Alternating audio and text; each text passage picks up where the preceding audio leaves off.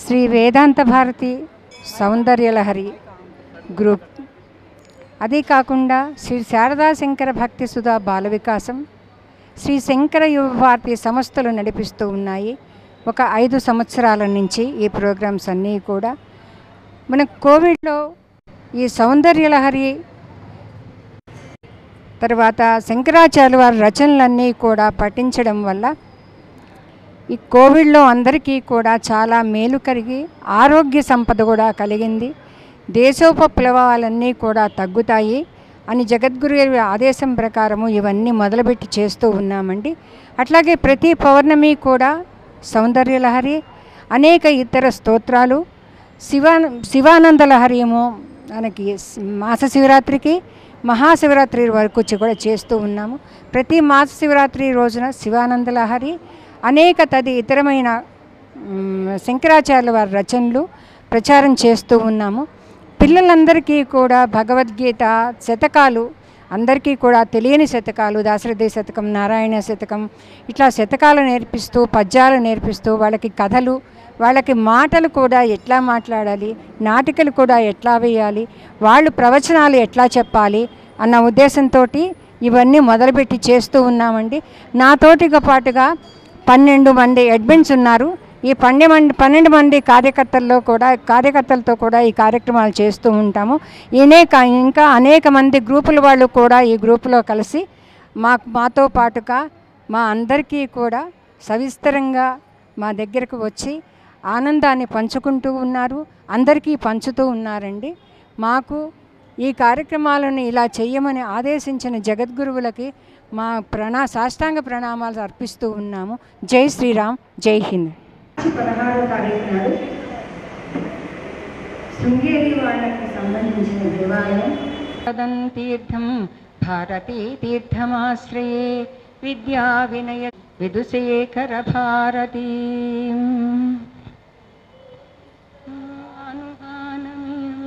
రాత్రౌ ప్రదీపాదికం రవిదేవనర్శనవిదౌ జ్యోతిరాఖ్యాహి మే తస్య నిమీలనాది సమయే కిం తీర్థయో దర్శనే మహతోమకం విశ్వదస్మిన్ ప్రభో యలహరే కర్త్రే సర్వమంగళదాయినే శంకరాచార్యవర్యాయ యతిరాజాయ నమః.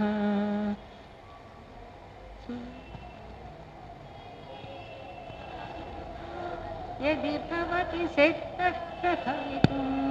న చేదేవం దేవో న ఖలు కుశలః సంధితుమపి అతస్త్వామారాధ్యం హరిహర విరించాదిభిరపి ప్రణంతుం స్తోతుం వా కథమకృత పుణ్యః ప్రభవతి.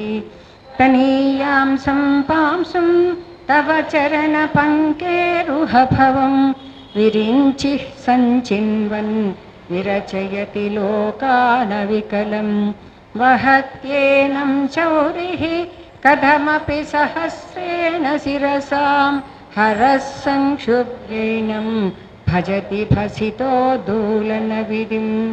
అవిద్యానాం మంత్రస్తిమిరమిహిరద్వీపనగరీ జడానాం చైతన్యస్తవకమకరందశ్రుతిజరీ. దరిద్రాణాం చింతామణిగుణనికా జన్మజలదౌ నిమగ్నానాం దంశ్రామురరిపువరాహస్య భవతి. తదన్యః పాణిభ్యాం అభయవరదో దైవతగణః త్వమేకా నైవాసి ప్రకటితవరాభీత్యభినయా. భయాత్రాతుం దాతుం ఫలమపి చ వాంఛాసమధికం శరణ్యే లోకానాం తవ హి చరణావేవ నిపుణౌ. హరిస్త్వామారాధ్య ప్రణతజన సౌభాగ్యజననీం పురాణారీ భూత్వా పురరిపుమపి క్షోభమనయత్. స్మరోపి త్వాం నత్వా రతినయనలేఖేన వపుషా మునీనామప్యంతః प्रभवति हि मोहाय महतां धनुः पौष्पं मौर्वी मधुकरमयी पञ्चविसिका वसन्तः सामन्तो मलयमरुदायोधनरदः तदाप्येकः सर्वं हिमगिरिसुते कामपि कृपाम् अपाङ्गात्ते लब्ध्वा जगदिदमनङ्गो विजयते वनत्काञ्चीधाम करिकलभकुम्भस्तननता परीक्षीणामध्ये परिणतशरश्चन्द्रवदना धनुर्बाणान् पाशं शृणुमपि दधाना करतले पुरस्तादास्तां नः पुरमधिपुरावो सुरविटपिवाटे परिवृते मणिद्वीपे नीपोपवनवति चिन्तामणिगृहे शिवाकारे मञ्चे परमशिवपर्यन्तनिलयां भजन्ति त्वां धन्या कचितनचिदानन्दलहरी महीमूलाधारे कमपि मणिपूरे हुतवहं स्थितं स्वादिष्टाने हृदि मरुतमाकाशमुपरि मनोऽपि भ्रूमध्ये सकलमपि भित्त्वा कुलपदं सहस्रारे पद्मे सहरहसि पद्या विहरसि सुधाधारासारै चरणयुगलान्तर्विगलितैः प्रपञ्चं सिञ्चन्ति पुनरपि रसाम्नायमहसः अवाप्य स्वां भूमिं भुजगनिभमध्युस्तवलयं स्वमात्मानं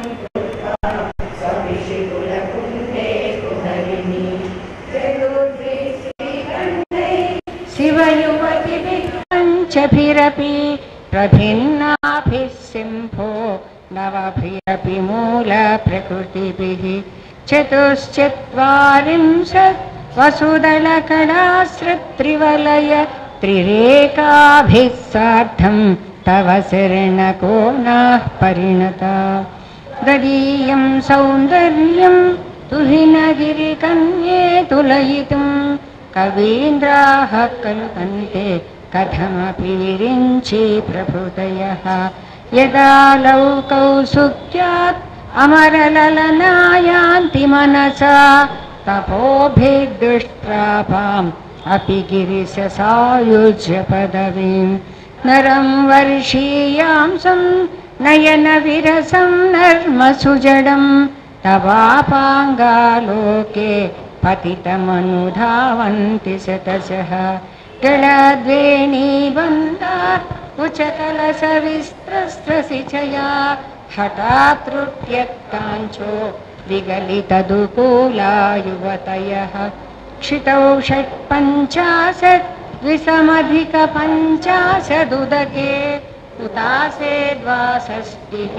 चतुरधिकपञ्चाशदनिले दिवि द्विषष्टिंशत् मनसि च चतुष्षष्टिरिति ये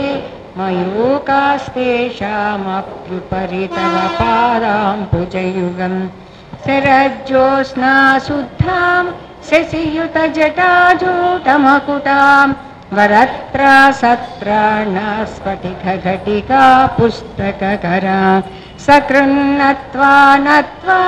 कथमिव सतां सन्निधदते मधुक्षीरद्राक्षा मधुरिमधुरीणा फणितयः जयन्तानां चेतः कमलवनबालातपरुचिं भजन्ते ये सन्तः कचितिदरुणामेव भवति विरिञ्चिः प्रेयस्य तरुणतरशृङ्गारलहरी गभीराभिर्वाग्भिः विदधति सतां रञ्जनममी सवित्रीभिर्वाचां शशिमणिशिलाभङ्गरुचिभिः वचोऽद्याभिस्त्वां सहजननि सञ्चिन्तयति यः सकर्ता काव्यानां भवति महतां भङ्गिरुचिभिः वाचोभिर्द्वाग्देवी वदनकमलामोदमधुरै तनुच्छायाभिस्ते तरुणतरिणी श्रीसरणिभिः दिवं सर्वामुर्वीम् अरुणिमणिमग्ना स्मरति यः भवन्त्यस्यत्रस्य त्वनहरिणशालीननयना नहोरस्यावस्य कति कतिरतीवानलतिका मुखं बिन्दुः कृत्वा युगमदस्तस्य तदतो हरार्धां ध्यायेद्यो हरमहिषिते मन्मथकलां ससंयत् संक्षोभं नयति वनिता इत्यतिलघ त्रिलोकीमप्याशु भ्रमयति रवीन्दुस्तनयुगं किरिन्ति मङ्गेभ्यः किरणिकुग्रकुमामृतरसं हृदि त्वामाधत्ते हिमकरशिलामूर्तिमिव यः ससर्पाणां दर्पं शमयति शकुन्ताधिप इव ज्वरप्लुष्टान् दृष्ट्या सुखयति सुधाधारशिरया तटिल्लेखा तन्वीं तपनशशिरमयी विषण्णां षण्णामप्युपरि तव पाकां तव कला महापद्माटव्या हृदितमलमान्द्र स्फुटमकुटनीराजितपदा त्वया हृत्वा वामं वपुरपरिवृत्तेन शरीरार्थं शम्भो अपरमपि शङ्के हृतमभूत् यदेतत्त्वद्रूपं सकलमरुणाभं त्रिनयनं कुचाभ्यामानङ्ग्रं कुटिलशशिचूडालमकुटं जगस्तु ते दाता हरिरवतिरुद्रक्षपयते तिरस्कुर्वन्नेतत् स्वमपि वपुरीशस्थिरयति सदा पूर्वं सर्वं तदितमम गृह्णाति च शिव तवाज्ञामालम्ब्य क्षणचलितयोर्भूलतयो त्रयाणां देवानां त्रिगुणजनितानां तव शिवे भवेत् पूजा पूजं तव चरणयोर्या विरचिता तदा हि त्वत्पादो द्वहनमणिपीठस्य निकटे स्थिता ह्येते त्वत् मुकुलितकरोक्तं समकुटा विरिञ्चि पञ्चत्वं प्रजति हरिराप्नोति विरतिं विनाशं कीनातो भजति धनदो याति निधनं वितन्द्री माहेन्द्री विततिरपि सम्मीलितदृशा महासंहारेऽस्मिन् विहरति सति तत्पतिरसौ जपो जल्पशिल्प सकलमपि मुद्रा विरचना गतिप्रादक्षिण्य क्रमणमसनाद्याहुतिविधिः प्रणामं सम्प्रेषः सुखमखिलमात्मार्पणतुषो सपर्यापर्याय तव भवतु यस्मे विलसितं सुधामाप्यस्वाच्य प्रतिपयजरामृच्य हरिणीं विदध्वन्ते विश्वे विदिशतमखाद्यादिविशदः करालं यत्क्षेणं कवलितवकालकलना न शम्भोस्तन्मूलं तव जननि ताटङ्कमहिमा किरीटं वैरिञ्चं परिहरपुरः कैटभविद कटोरे कोटीरे कलसि जम्भारिमकुटं प्रणम्येष्येतेषु रसवमुपयातस्य भवनं भयस्वाद्युक्त्वाने तविपरिजनोक्तिर्विजयते स्वदेहोद्भूतादिभिः गृणिभिरणिमाद्याभिरभितो निषेव्ये निश्चे त्वाम् अहमिति सदा भावयति यः किमाश्चर्यं तस्य त्रिनयन समृद्धिं तृणयतो महासंवर्ताग्निः विरचयति नीराजनविधिं चतुष्षष्ट्यातन्त्रैः सकलमभिसन्धाय भुवनं सितस्तत्र सृङ्गे प्रसवतन्तैः पशुपतिः पुनस्त्वन्निर्बन्धात् अखिलपुरुषार्थैकघटना स्वतन्त्रं ते तन्त्रं क्षितितलमवातीतरदिं शिवशक्तिः कामः क्षितिरधरविस्सितकिरणः स्मरोऽहं सश्चक्रः तदनु च परामारहरयः अमीरुल्लेखाभिः त्रिसुभिरवसानेषु घटिता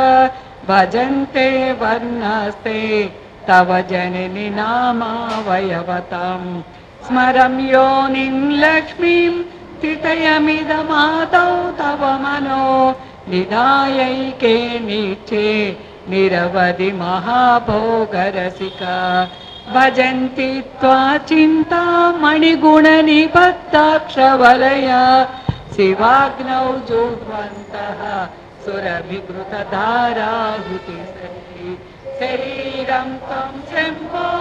शशिमिहिरवक्षोरुहयुगं तवात्मानं मन्ये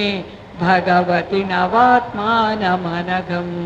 अतस्तेषशेषी चयमुभय साधारणतया स्थितः सम्बन्धो वां समरसपरानन्दपरयो मनस्त्वं व्योमत्वं मरुदसि मरुत्पादधिरसि त्वमापक्ष्यं भूमिः त्वयि परिणतायां नहि परं त्वमेव स्वात्मानां परिणमयितुं विश्ववपुषा चिदानन्दाकारं शिवयुवति भावेन विभुषे तवाज्ञाचक्रस्थं तपनशि कोटिज्युतिधरं परं शम्भुं वन्दे परिमिलितपात्रपरचिता यमाराजन् भक्त्या रविशशि सुसीनाम विषये निरालोके लोके निवसति हि भालोकभुवने विशुद्धौ ते शुद्ध स्फटिकविशदं व्योमजनकं शिवं सेवे देवीम् अपि शिवसमानव्यवसितां ययोकान्त्यायान्त्या शशिकिरणसारूप्यसरणे विधूदान्तर्वान्ता विलसति चकोरीव जगति समुन्मीलः संवित्कमलकरन्दैकरसिकं भजेऽहं सद्वन्द्वं किमपि महतां मानसचरं यदालापादष्टादशगुणितविद्या परिणतिः यदा दत्ते दोषात् गुणमखिलमच्छपवैव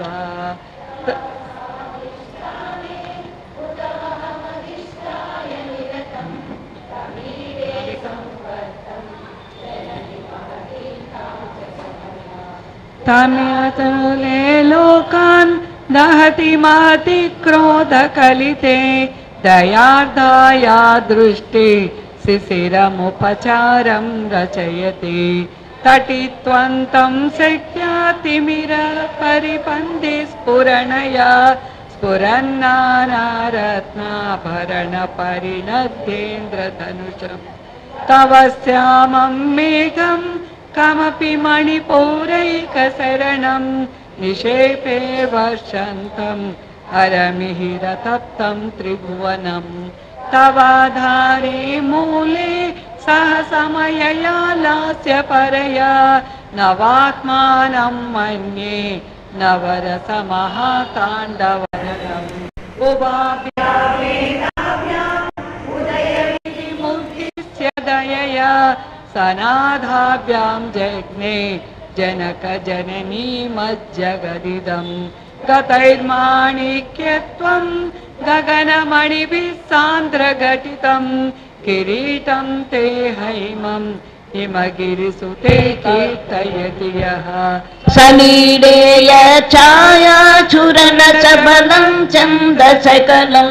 धनुषौ नासीदं किमिति न निबध्नाति दिशनां धुनोतु धान्तन्नः तुलितदलितेन्दीवरवनं घनस्निग्धश्रेक्षं चिकुरनिकुरुम्बं तव शिवे यदीयं सौरभ्यं सहजमुपलब्धं सुमनसो वसन्त्यस्मिन् मन्ये बलवधनवाटीभितपिनां तनोतु क्षेमं नः तव वदन सौन्दर्यनगरी परिवाहस्तोत्र सरणिरिव सीमन्तसरणिः वगन्ति सिन्दूरं प्रबलकबरी भारतिमिर दिशां बृन्दैर्बन्दी कृतमिव नवीनार्ककिरणम् अरलै स्वाभाव्य अलिकलभसस्त्रीभिरलकै परीतन्ते भक्तं परिहसति पङ्केरुहरुचिं दरस्मेरे यस्मिन् दशनरुचिकिञ्जल्करुचिरे सुगन्धो माजन्ति स्मरदघनचक्षुर्मधुलिह ललाटं लावण्यद्युतिविमलमाभाति तव यत् द्वितीयं तन्मन्ये मकुटघटितं चन्द्रशकलं विपर्यासं उभयमपमं भूय च मिधः सुधालेपश्रुतिः परिणमति राकाहिमकरम् भ्रुवौ भुग्ने किञ्चित् भुवनभयभङ्गवसनिनि तदीये नेत्राभ्यां मधुकररुचिभ्यां धृतगुणं धनुर्मन्ये सौरे तरकरगृहीतं रतिपते प्रकोशे मुष्टौ च स्थगयति निगूढान्तरमुमे अगश्रुते सौर्यं तव नयनमर्कात्मकतया धिया मां गामन्ते सृजति रजनीनायकतया तृतीया ते दृष्टिः दरदलितहेमाम्बुजरुचिः समादत्ते सन्ध्यां दिवसनिशयोरन्तरचरीं विशाला कल्याणी स्फुटरुचिरयोध्याकुवलये कृपाधाराधार किमपि मधुरा भोगवतिका अवन्ति दृष्टिस्ते बहुनगर विस्तार विजया ध्रुवं तत्तन्नाम व्यवगरण योग्या विजयते कवीनां सन्दर्भस्तबकमकरन्दैकरसिकं कटाक्ष व्याक्षेप भ्रमरकलभौ कर्णयुगलम् अमुञ्चन्तौ दृष्ट्वा तव नवरसास्वादतरलौ असूया संसर्गात् अलिकनयनं किञ्चिदरुणम् ये शृङ्गाराद्रा तदितरुजने कुत्सनपरा सरोषा गङ्गायां गिरिशचरिते विस्मयवती हराकिभ्यो भीतः सरसिरुह सौभाग्यजयनी सखीषु स्मेराते मयि जननि दृष्टिः सकरुणा गरे कर्णाभ्यर्णं गरुतैव पक्ष्माणि ददति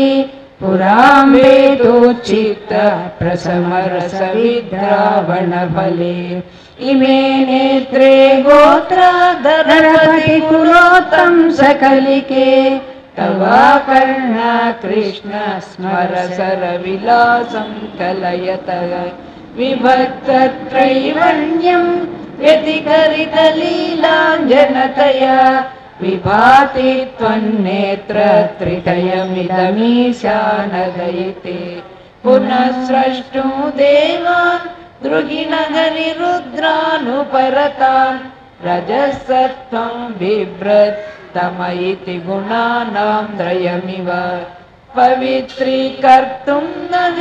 पशुपतिपराधीन हृदये दयामित्रै नेत्रै अरुणधवलश्यामरुचिभिः वरशोणो गङ्गा तवनतनयेति ध्रुवममुं त्रयाणां देवानाम् उपनयसि सम्भेदमनघम् ईशोर्नैराव्यां प्रलयमुदयं याति जगति तवेत्याहुः सन्तो धरणिधरराजन्यतनये नगेशाजातं जगदिदमशेषं प्रलयतः परित्राणां शङ्के परिहृतनिमेषास्तव दृशः तव पर्णे कर्णे जपनयनमयि शून्यचकिता विलीयन्ते तोये नियतमनिमेषा सफरिका इयं च श्रीर्बद्धच्छदपुटकवाटं कुवलयं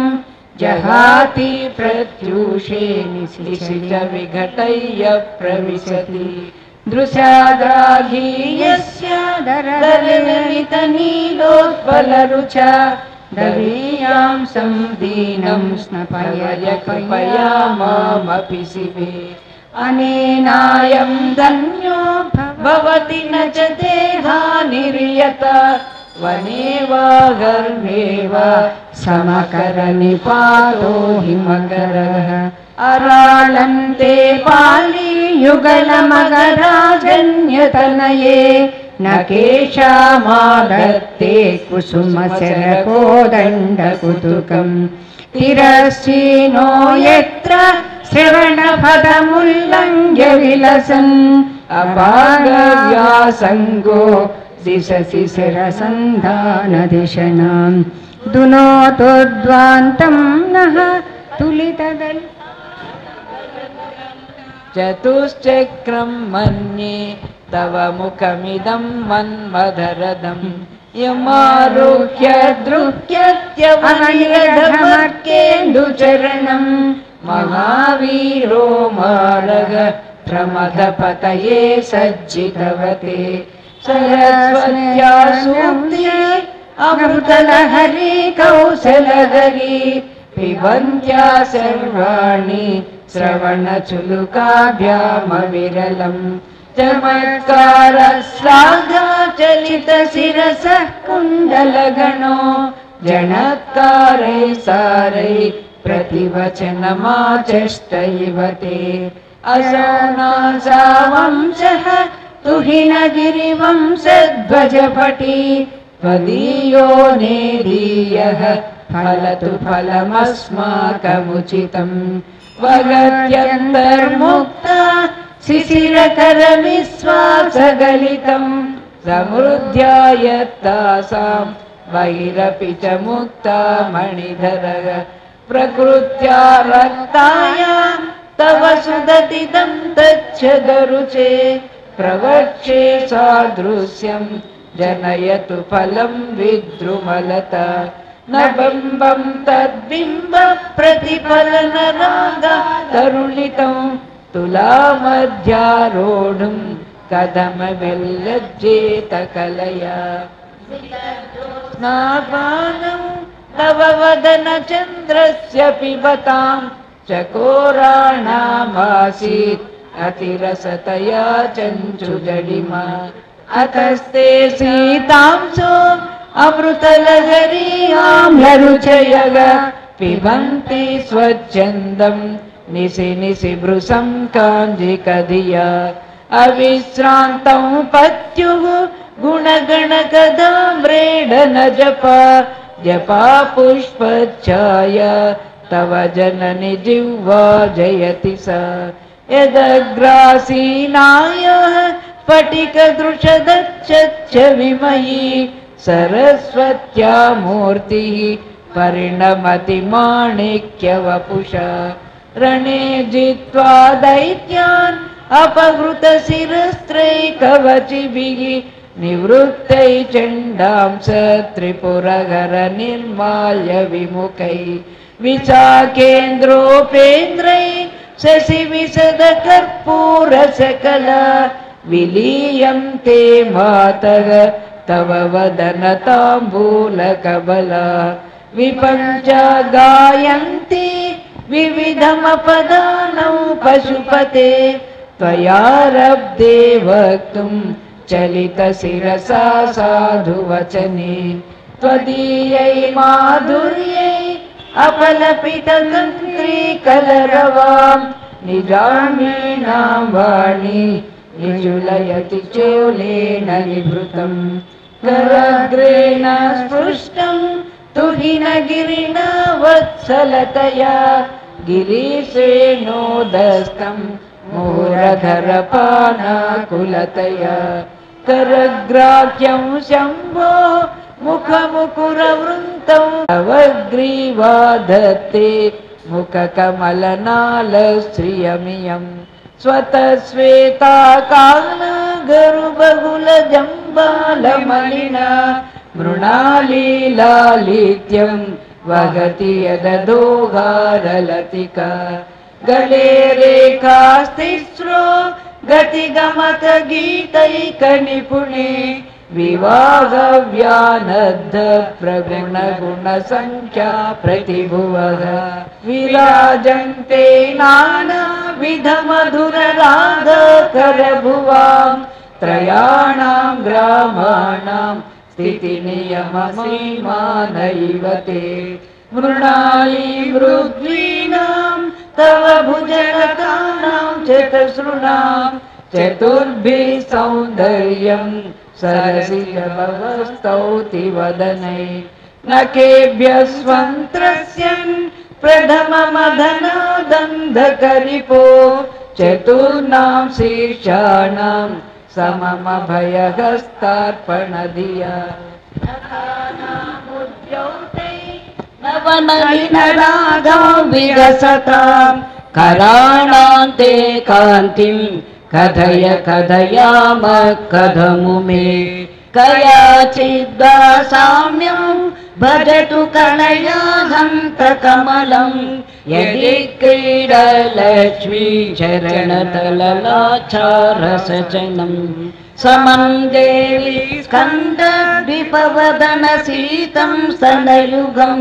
तदेदं न खेदं हरतु सततं प्रस्नुतमुखं यदा लोक्याशङ्काकुलितहृदयो हासजनक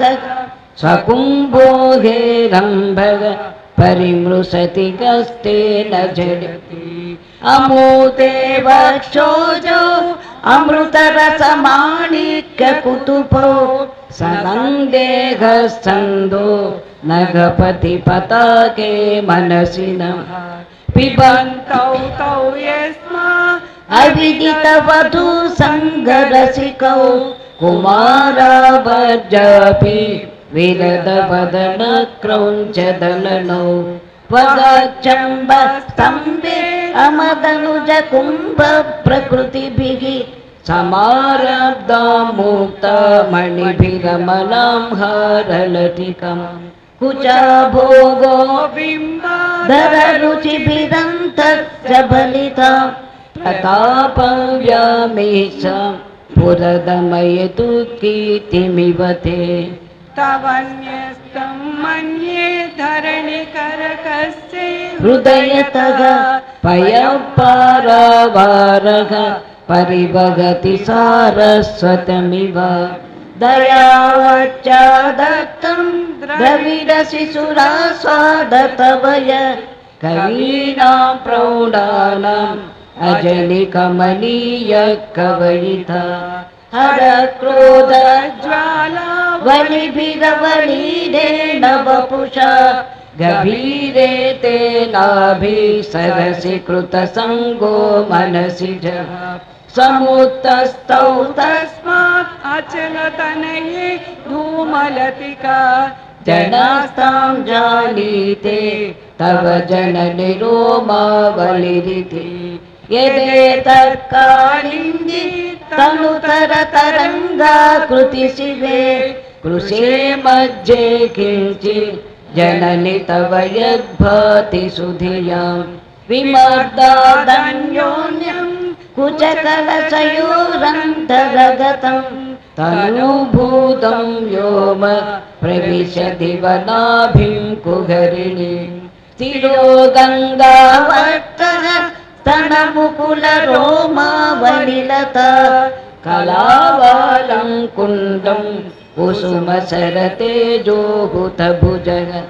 रते लीलागारं किमपि तव नाभिर्गिरिसुते बिलद्वारं सिद्धे गिरिशनयनानां विजयते निसर्गक्षीणस्य स्तनतटभरेण क्लमजुषो नमन्मूर्ते नारी तिलकशनकैस्तृच्छते इव चिरन्ते मध्यञ्च त्रुटिततटिनी तीरतरुणा समावस्था सेम्र भवतु कुशलं शैलतनये कुचौ मध्यसिज्य तटघटितकूर्भासभिदुरौ कसन्तौ दोर्मूले कनककलशाभौ कलयत तव त्रातुं भङ्गा अलमिति वलग्नं तनुभुवा त्रिधानद्धं देवी त्रिवलिलवली वल्लिभिरिव गुरुत्वं विस्तारं चितिधरपति पार्वती निज नितम्बदाच्छिज त्वयिहरणरूपेण निदधे अतस्ते विस्तीर्णो गुरुरयमशेषा वसुमती नितम्बप्रभारग स्थगयति लघुतं नयति च कवीन्द्राणां सुन्दान् कनककदलीकाण्डपटलीम् उभाभ्यामूरुभ्याम् उभयकुम्भद्वयमपि पराजेतुं रुद्रं द्विगुणशरगर्भौ गिरिसुते निषङ्गौ जङ्घेते विषमविशिखौ बाढमकृत यदग्रे दृश्यन्ते दशशरफलापादयुगली नखाग्रच्छत्मान सुरमकुटचाणैकविशिता श्रुतीनां मूर्धानो ददति तव यौ शेखरतया ममान्येतौ मातः शिरसि दयया देहि चरणौ ययोपाद्यं पादः पशुपति जटाजूटतटिनी ययोलाक्षलक्ष्मी अरुणघरिचूडामणिरुचिः नमो वाकं ब्रूमो नयननरम्याय पदयो तवास्मै गन्धाय स्फुटरुचिरसालक्तकवते असूयत्यन्तं यदिगमनाय स्पृहयते पशूनामीशानः प्रमदवनकङ्केलितरवे मृषा कृत्वा गोत्रस्खलनमदपैलक्ष्य समितं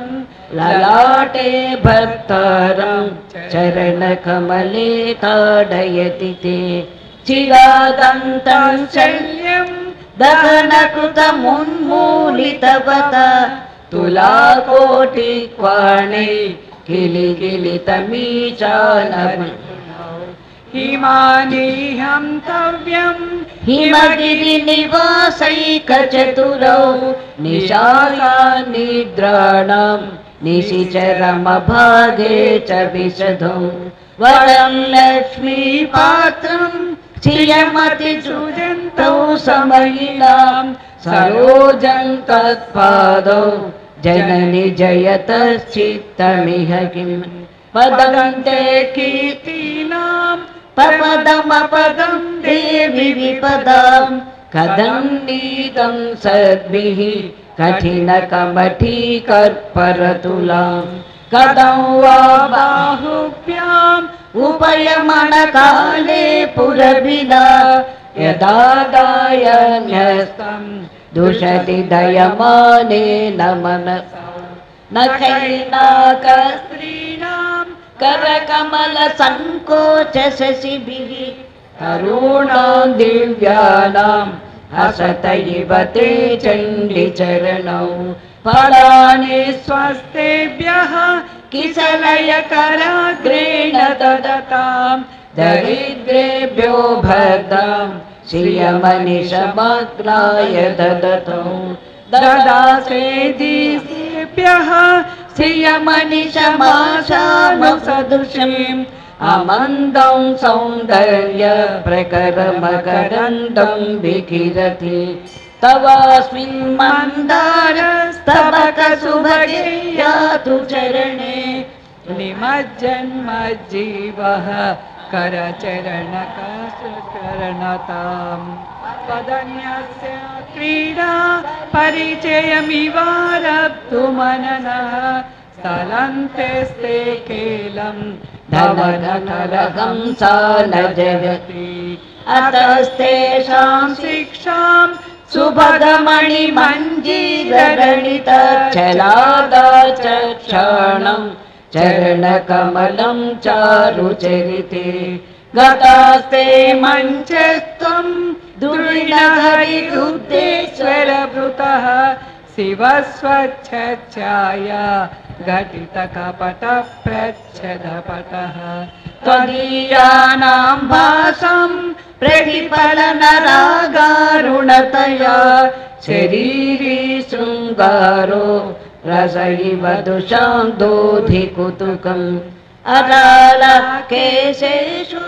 प्रकृतिपररा मन्दहसिते शिरीषाभाचिते दृशदुपलशोभा कुचतटे वृषं तन्वी मध्ये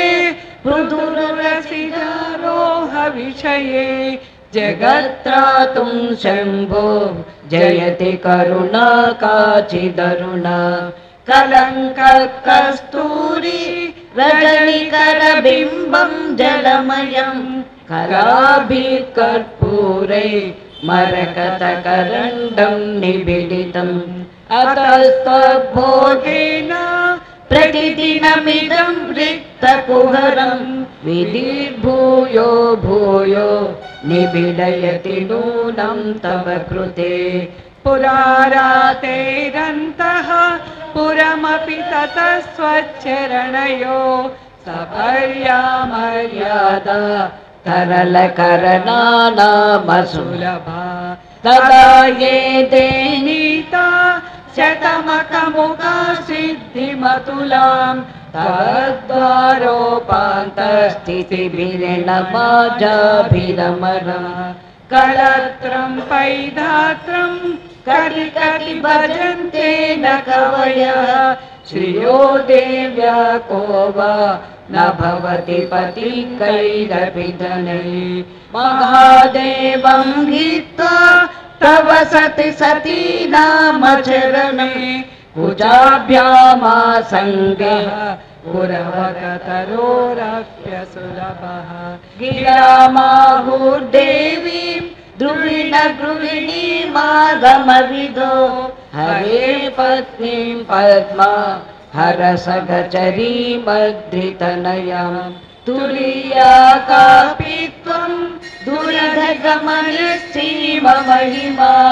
महामाया विश्वं भ्रमयसि परब्रह्ममहिषी कदा काले मातः कदय कलितालक्तकलसं पिबेयं विद्याधि तव चरणनिन्दे जनजलं प्रकुच्चामूकानाम् अपि च कविता कारणतया कदा दत्ते वाणी मुखकमलताम्बूलरसतां सरस्वत्या लक्ष्म्या विधिहरिसपत्नो विहरति रते पातिव्रत्यं शिथिलयति रम्येण वपुषा चिरञ्जीवस्मेव क्षपितपशुपाशव्यतिकरः सरानन्दाभिख्यं रसयति रसं तद्भजननान् प्रदीपज्वालाभिः दिवसकरनीराजनविधिः सुधासूते चन्द्रोपलजललवैरर्घ्यरचनाम् स्वकीयैरम्भोभिः सलिलनिधि सौहित्यकरणम् तय्याभिर्वाग्भिः तव जननिवासां सुधिरयम् तदीयाभिर्वाग्भिः तव जननिवासां स्तुतिरियम् तदीयाभिर्वाग्भिः तव जननिवासां स्तुतिरियम्. 3 శ్లోకాలు శివానంద లహరి. అటు తరువాత విష్ణు భుజంగ ప్రియాత స్తోత్రం శంకరాచార్య విరచితం. ఆ తర్వాత రామదండు వారిచే కోలాటం.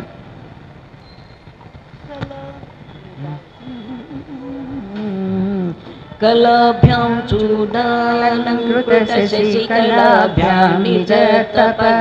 फलाभ्यां भक्तेषु प्रकटितफलाभ्यां भवतु मे शिवाभ्यामस्तोकत्रिभुवन शिवाभ्यां पुनः भवाभ्यामानन्दस्फुरतनु भवाभ्यां नतिरियम् गडन्ति शम्भोतचरितसरितकिल्बिषरचो दलन्ति दीकुल्यसरणिषु पतन्ति विजयताम् संसारभ्रमण परितापोपशमनं वसन्ति मच्छेतव्रतभुवि शिवानन्दलहरी त्रयीवेद्यं भ्रूयं त्रिपुरघरमाजन्त्रिनयनं जटाभारोदारं जलदुरगहारं मृगधरं महादेवं देवं मयि सदय भावं पशुपते चिदालम्बं साम्बं शिवमतिविडम्बं हृदि भजे अतीतमव्यक्तमेकं तुरीयं परब्रह्मयं वेद तस्मै नमस्ते विशुद्धं शिवं शान्तमाद्यन्तशून्यं जगज्जीवनं ज्योतिरानन्दरूपम् अदिदेशकालव्यवच्छेदनीयं त्रयीवर्तियं वेद तस्मै नमस्ते महायोगपीठे परिभ्राजमाने धरण्यादितत्त्वात्मके शक्तियुक्ते गुणागस्वरेवग्निबिम्बाधमध्ये समासीनमोङ्कर्णिकेष्टाक्षराब्धे समानोदितानेकसूर्योऽन्दिकोटि प्रभापूरतुल्यज्योतिन्दुर्निरी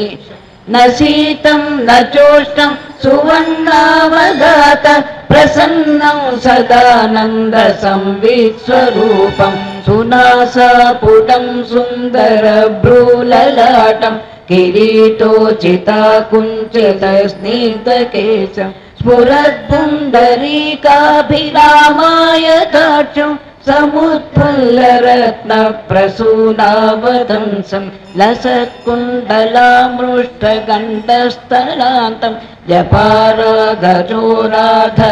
चारुहासं अलिव्याकुलामोदिमन्दारमानं महोरस्फुरकौस्तुभोदारगारं सुरत्नाङ्गदैरन्वितं बाहुदण्डे चतुर्भिश्चलत्कङ्कणालङ्कृताग्रे उदारोदरालङ्कृतं पीतवस्त्रं पदद्वन्द्वनिर्धूतपद्माभिरामं सभक्तेषु सन्दर्शिताकारमेवं सदा भावयत् संविनितेन्द्रियास्व दुरापं सरो याति संसारभारं परस्मै परेभ्योऽपि तस्मै नमस्ते श्रिया शातकुम्भ द्युतिस्निग्धकाञ्च धरण्या च दुर्वादलश्यामलाङ्ग्या कलत्रद्वयेनामुना तोषिताय त्रिलोकी गृहस्थाय विष्णो नमस्ते शरीरं कलत्रं सुतं बन्धुवर्गं भयस्यं धनं सद्मभृत्यं भुवं च समस्तं परित्यज्य हा कष्टमेको गमिष्यामि दुःखेन दूरं किलागम् जरेयं पिशाचीव गाजीवतो मे वसामत्तिरक्तं च मांसं बलं च अवो देव सीदामि दीनानुकम्पिन् किमद्यापि गन्तत्वयोदासितव्यं कपव्याहतोष्णर्बणश्चासवेग व्यधा विस्फुरत् सर्वमर्मास्ति बन्धा विचिन्त्यागमन्त्यामसङ्ख्यामवस्थां बिभेमि प्रभो किं करोमि प्रसीद लसन्नच्युतानन्त गोविन्द विष्णु मुरारे हरे नाथ नारायणेति यदानुस्मरिष्यामि भक्त्या भवन्तं तदा मे दयाशील देव प्रसीद भुजङ्गप्रयातं पठेजश्चु भक्त्या समाधाय चित्ते भवन्तं मुरारे समूलं विगायासु युष्मत्प्रसाद समाश्रित्य योगं व्रजत्यच्युतं त्वां त्वमाश्रित्य योगं व्रजत्यच्युतं त्वां त्वमाश्रित्य योगं व्रजत्यच्युतं त्वाम् श्री गोविंद भगवत्पाद